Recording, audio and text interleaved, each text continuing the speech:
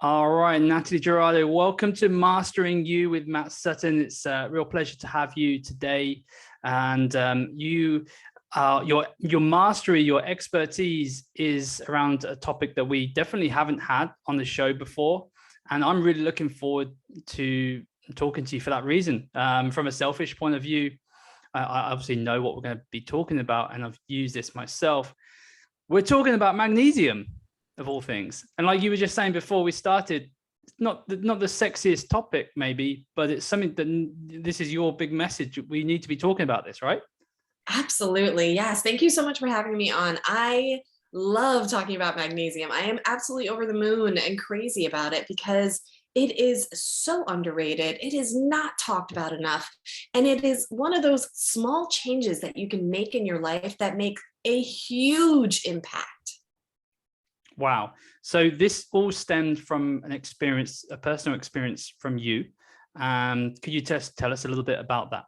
Yeah, absolutely. So it wasn't all that long ago that I dealt with a health crisis. So, oftentimes our greatest achievements come after our greatest problems. And that is exactly what happened to me. So I was dealing with really severe insomnia.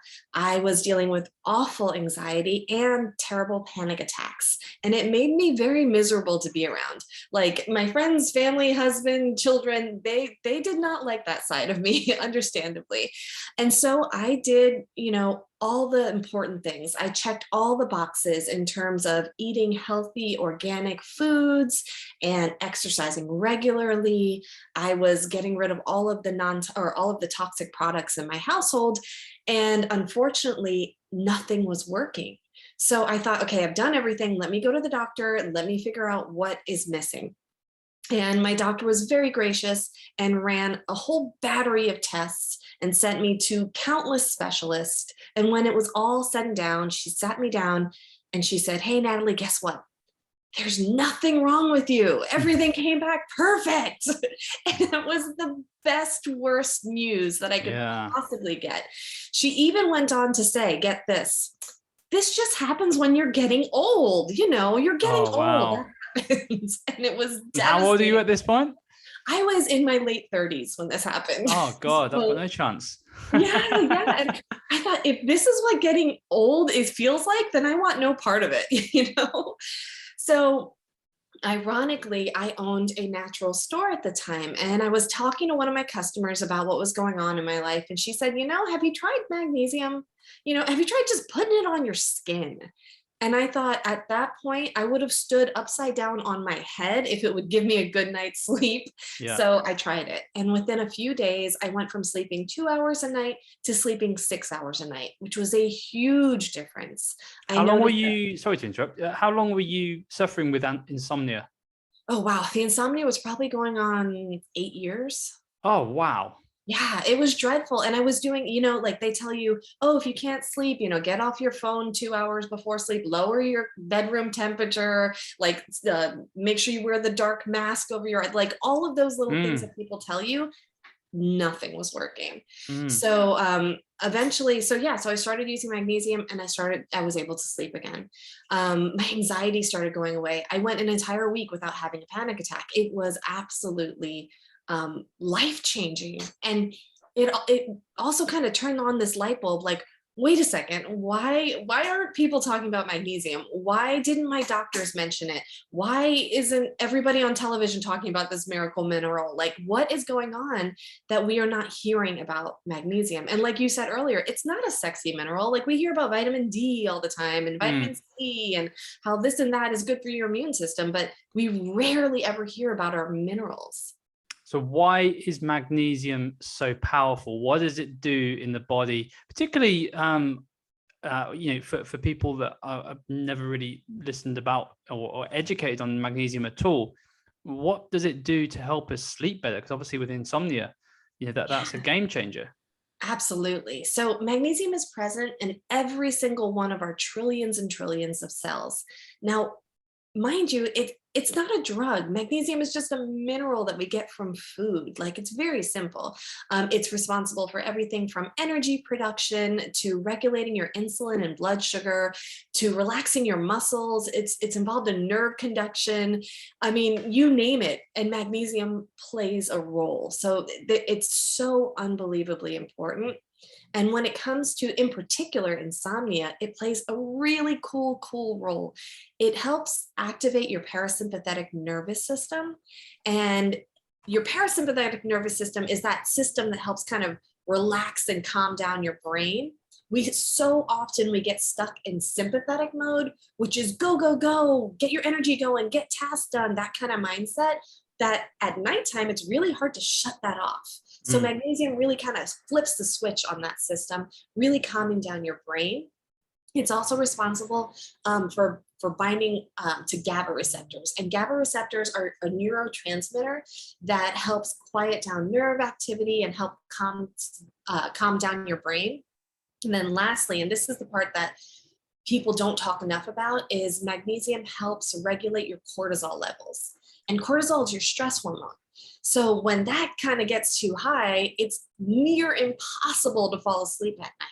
And magnesium, they did a study, I want to say it was in 2015, that showed that the participants in the study, when they were given magnesium, their cortisol levels decreased dramatically.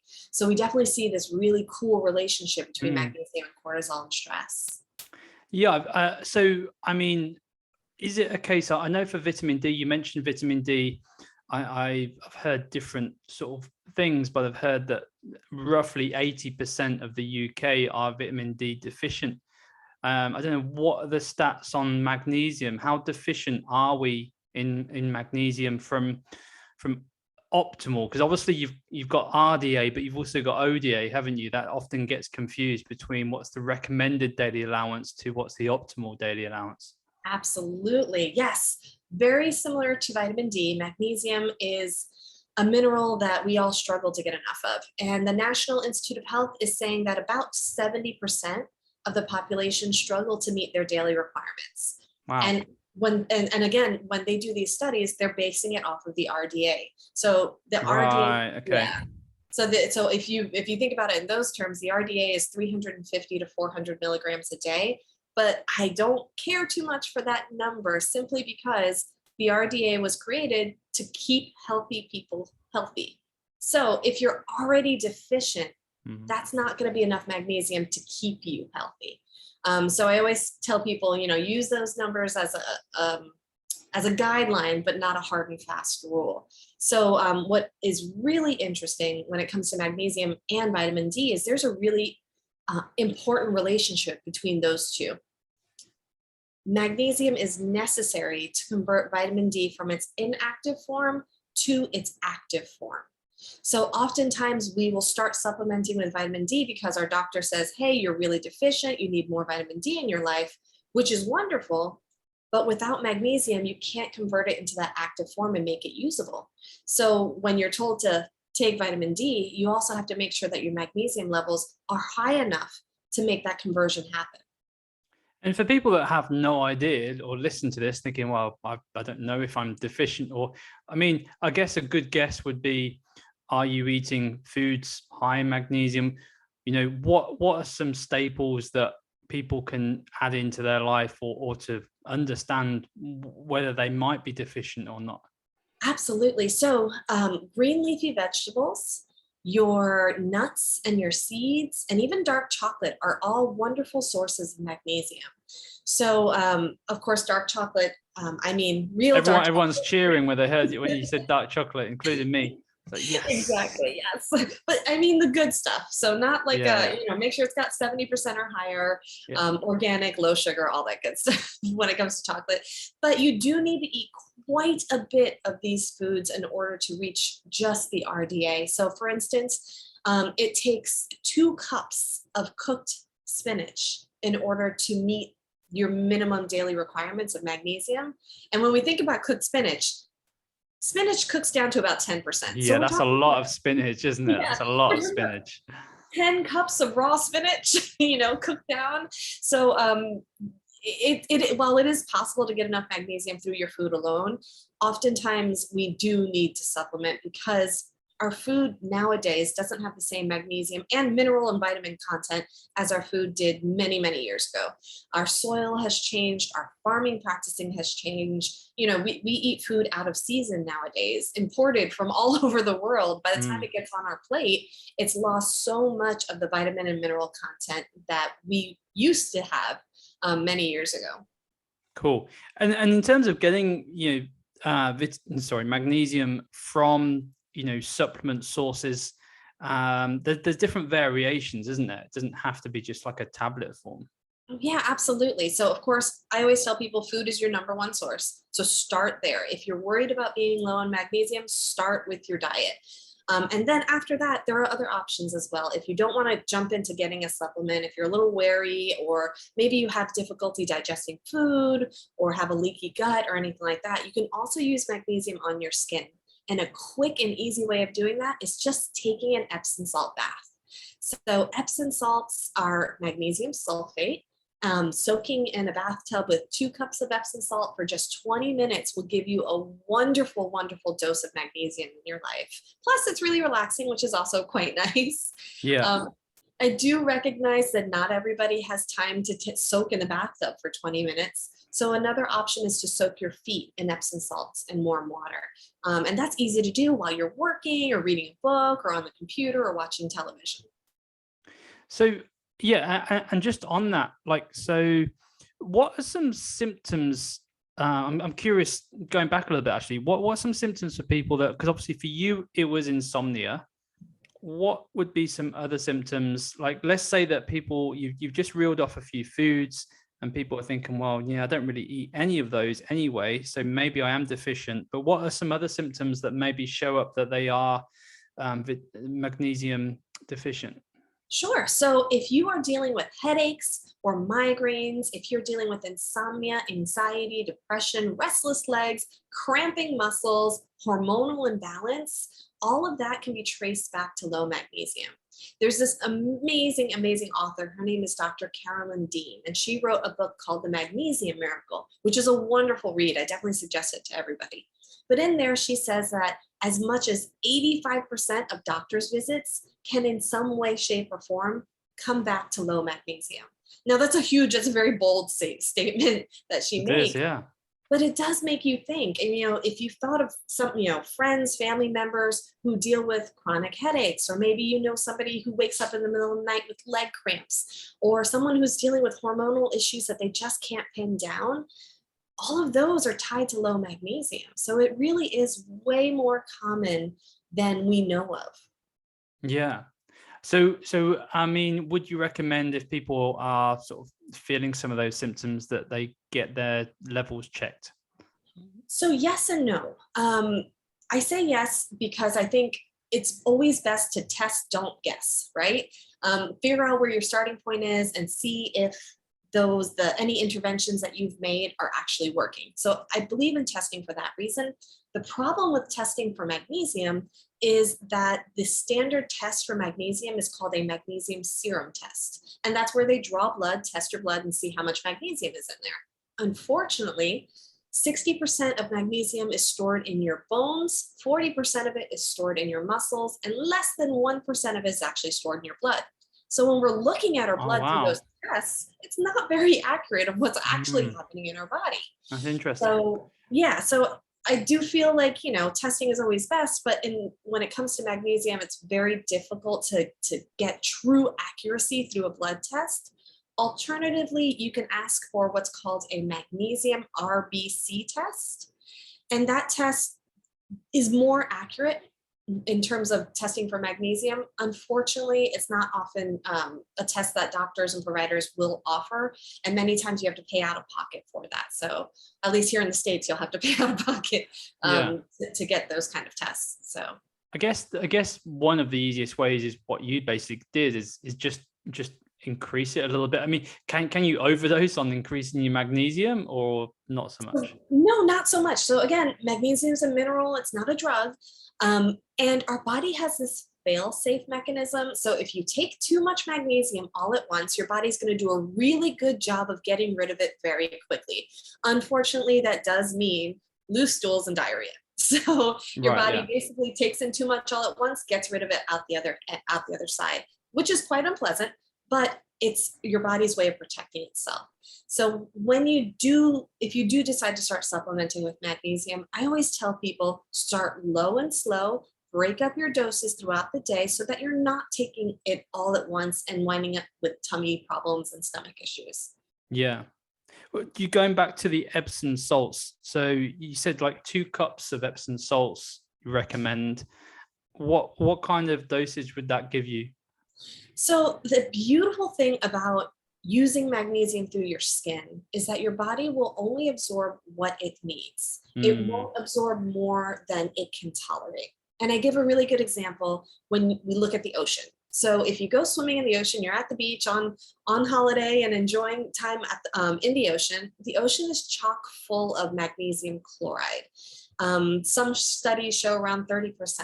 So when you're in the ocean, nobody worries about overdosing on magnesium, right? You can play in the ocean all day long and not have to worry about that. But so many of us feel the incredible benefits of magnesium when we do spend time in the ocean. You feel more relaxed. You sleep deeper that day. You're calmer. Many times we see healing properties, like if you scrape yourself or cut yourself and you play in the ocean, those wounds tend to heal a lot faster as well. So we definitely see a big impact of magnesium in our lives just from soaking in it in the ocean, but we never really worry about overdosing. So, so if you do take Epsom salt baths, or if you use magnesium chloride on your skin, oftentimes it'll come like as a spray or even as a cream. You really don't have to worry about overdosing. The only people who need to be cautious with magnesium in any way, shape, or form are people who have kidney disease. Because when you have kidney disease, you cannot process the excess magnesium in order for it to leave your system.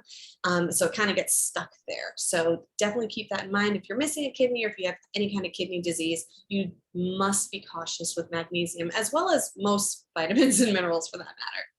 And you mentioned earlier, was it 40% of magnesium was stored in the muscles in the body? Mm-hmm. If I'm guessing if optimal. Yes. If you have optimal levels.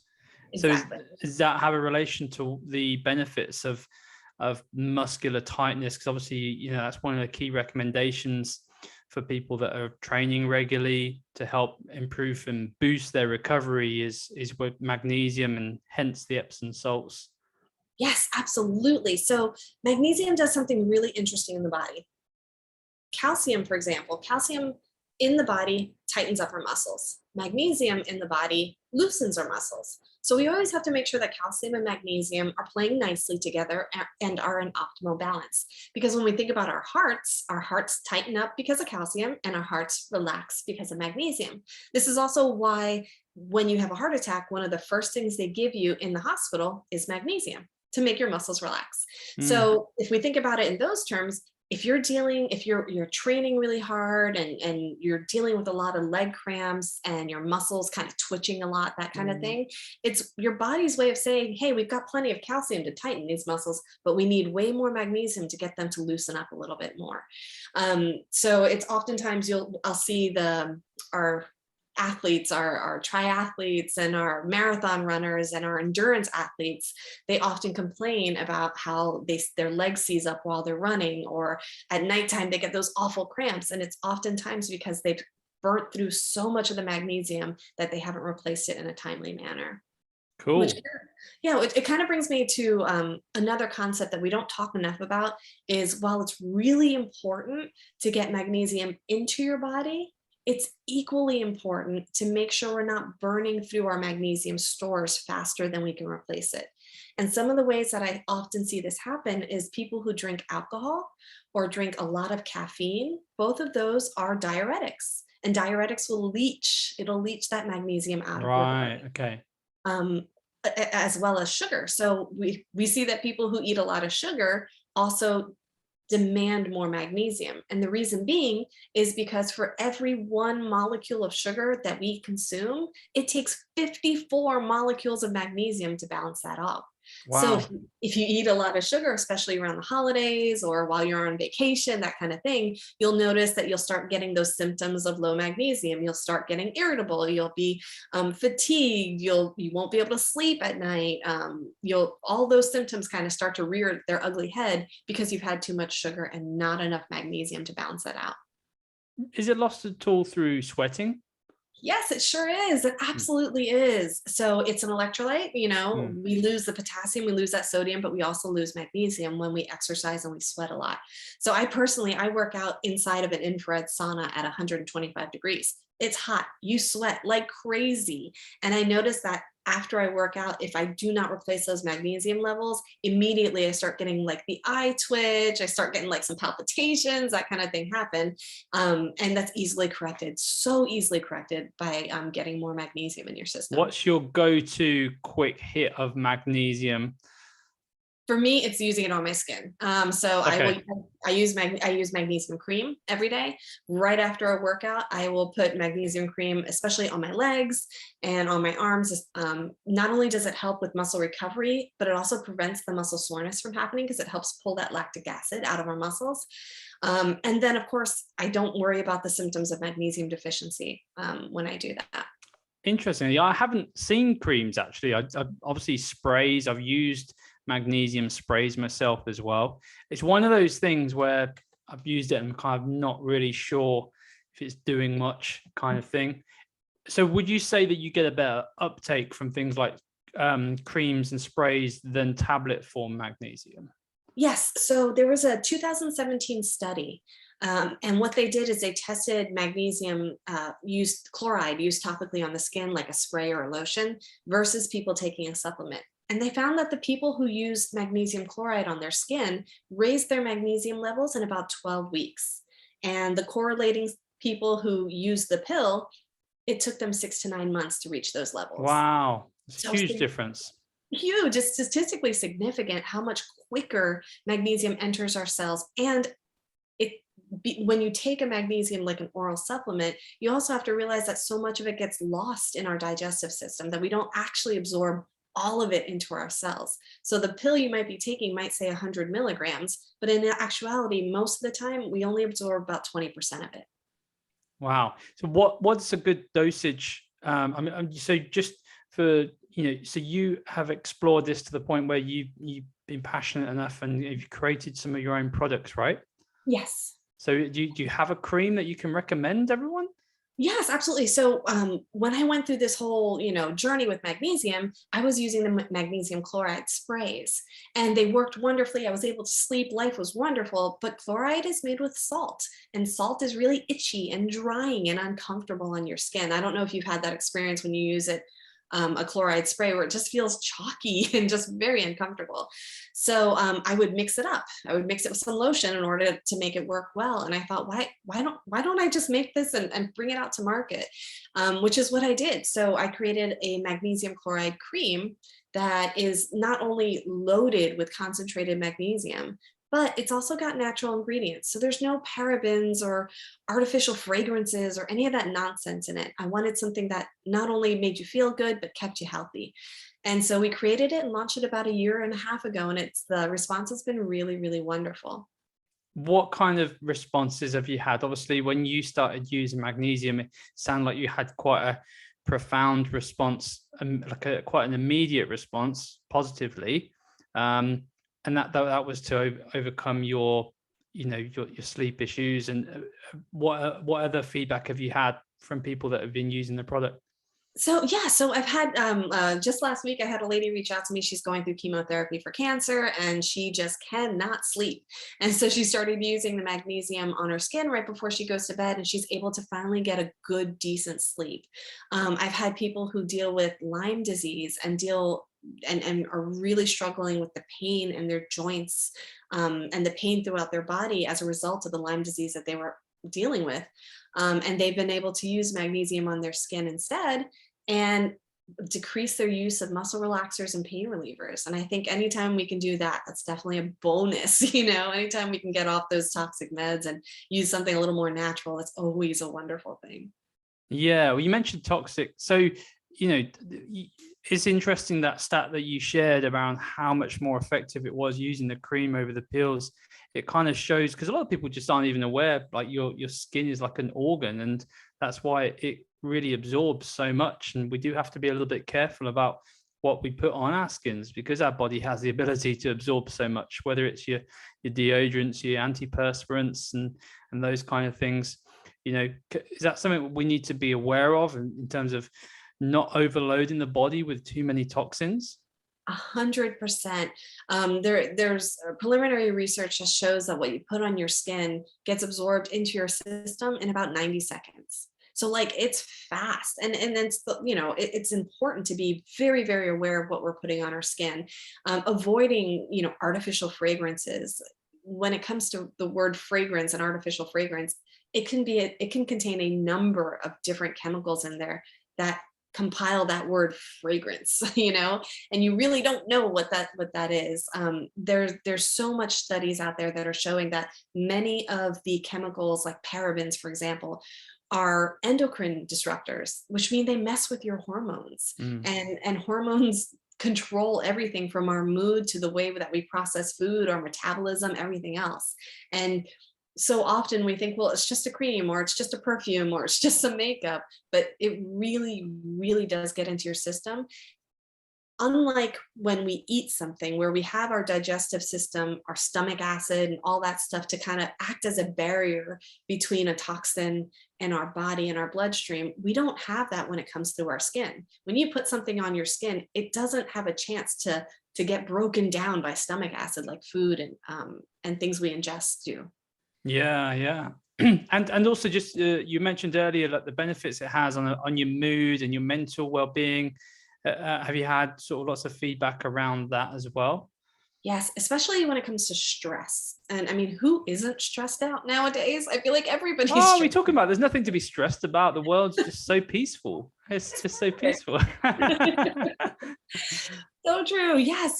So stress and magnesium have this really interesting relationship.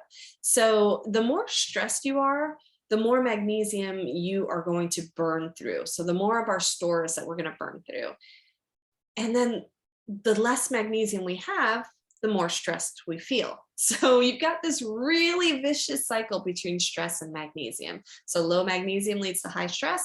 High stress leads to low magnesium. And really, that comes back into the issue around drinking too many stimulants, whether it's your fizzy caffeine filled drinks, or you're consuming too much coffee. That those are things that are going to draw out the magnesium from your body. So you almost need to, a bit like, we talk a lot about to our LPT members about hydration and the issue of the diuretics that hydration is going to have. It's the same thing with magnesium, I guess. Yes. And then when you think about it, what's the first thing you hear that people do when they're stressed? Oh, I had a really stressful day at work today. Let me pop open this beer, this glass of wine, that kind of thing. Yeah. So we tend to get stressed, and then we drink alcohol to deal with our stress. And we know alcohol depletes our magnesium even further. If you think about it, the signs and symptoms of a hangover are very similar to the signs and symptoms of low magnesium. So if you had too much wine last night, you wake up with a headache, you wake up with leg cramps, you're mentally completely fatigued, you have memory issues, brain fog, all of that is the same thing you feel when you're low in magnesium. So we really are doing ourselves a disservice by combating stress with more things that deplete our magnesium levels. Yeah. So you've been on this journey quite a while now, Natalie, and how are you, how is your sleep? Is it been quite transformation? It's been quite steady ever since you've got this sorted? Oh yeah, absolutely. Like I can put my head on a pillow and within 30 seconds be out like a light, which is wonderful. But more importantly for me, my biggest issue was not necessarily just falling asleep, but it was staying asleep. I was the kind of person that woke up every couple hours, waking up at 3 o'clock in the morning and being up for 4 hours because I just couldn't get my brain to stop functioning long enough to fall asleep. And having anxiety attacks in the middle of the night, and that was awful as well. So it kind of just all played into that. And once my mineral levels were finally in good balance, I'm finally able to just relax and not have that racing mind that's just going and going and going. That's amazing. I mean, 8 years off and on of insomnia. Like, I mean, honestly, if there's even one person that listens to this episode and is inspired just to try it out, and if it has a positive effect, then I'm be so happy. Just because that must have been such an awful time, quite honestly. Like, I know just from having kids how bad it is to have 2 hours sleep. I've never, touch wood, had what I would call insomnia. But I know how much of a bad mood I have when I'm not sleeping. Well, it's not only that, when you don't sleep enough, you find yourself craving sweets throughout the day, or energy drinks throughout the day. Yeah. That leads to weight gain, so it's, and then you don't want to work out because you're so tired, you're so fatigued, you don't want to go to the gym. Again, that leads to weight gain. So it's lack of sleep not only affects your mental health, but it really affects your physical health as well. Oh, it's huge. I mean, if you combine this episode, anyone listening that does struggle with their sleep, and then go and listen to the episode I did with the TEDx speaker, Devin Burke. I did a great episode with him as well. All of the normal kind of recommendations around sleep, I think those two combined would be an absolute game changer for anyone listening. I've absolutely loved this discussion. I've got a lot out of it as well, Natalie. Well, one last question I had, just going back to the food. Are there any smoothies that you have or you recommend that can be fairly magnesium packed? I'm guessing like a veggie based, hard veggie based smoothie would work well. Yes. I'm a big fan of doing your leafy greens in a smoothie, adding a handful of almonds. Almonds are very high in magnesium as well, or even almond butter, kind of make it a good creamy smoothie. Yeah. And then of course chocolate. You gotta throw some good quality. Wow, this is a good smoothie. Almonds, chocolate, bit of spinach. What's not like to like? Yeah. You could always throw chia seeds. I'm a big fan of chia pudding in the morning. Those are so good. And throw some dark chocolate in there, and you can make yourself a dark chocolate chia pudding for breakfast, or even as a snack. So, because chia is loaded with magnesium. Pumpkin seeds are a great thing to kind of keep with you if you're out and about and you're getting hungry, but you don't want to stop and get like a granola bar, which can be so high in sugar. So pumpkin seeds are a great, quick, easy snack that gives you lots of energy, lots of fiber, lots of fat and protein, but also really helps replenish that magnesium in your life. So chia seeds, pumpkin seeds, flax seeds, almonds, all of these. You've inspired me to test out some new smoothie recipes. You've also inspired me to have an Epsom salts bath. I'm maybe going to treat myself to one of those. Awesome. I'm so glad. Good to hear. Hopefully we've inspired you guys, the listeners, as well. And thanks so much for just sharing this knowledge, Natalie. Is there any last words of wisdom that you can leave with us? Yeah, absolutely. So I always like to tell people, if you're not feeling well, if you feel like there's something is off and everybody's telling you it's normal, if it's not your normal, keep looking into it. Don't give up. Keep pushing until you actually land on what's normal for you. Fantastic. And if people are very keen to also test out these creams on themselves, where can they find out more about your product? Sure. I can be reached at berootedin.com. And across social media platforms, TikTok and Instagram, Facebook, all at Be Rooted In as well. I do welcome questions, and I do answer questions and comments. So feel free, if you've got any questions, reach out to me. I'm here to help. Fantastic. And last question, obviously the name of this podcast is Mastering You. What does mastering you mean to you? What does self-mastery mean to you, Natalie? Mastering you, to me, is being in control of your emotions, of your physical health, and of your spiritual health, being the writer and master of that. That's great. Fantastic. Thanks so much, Natalie. Thank you.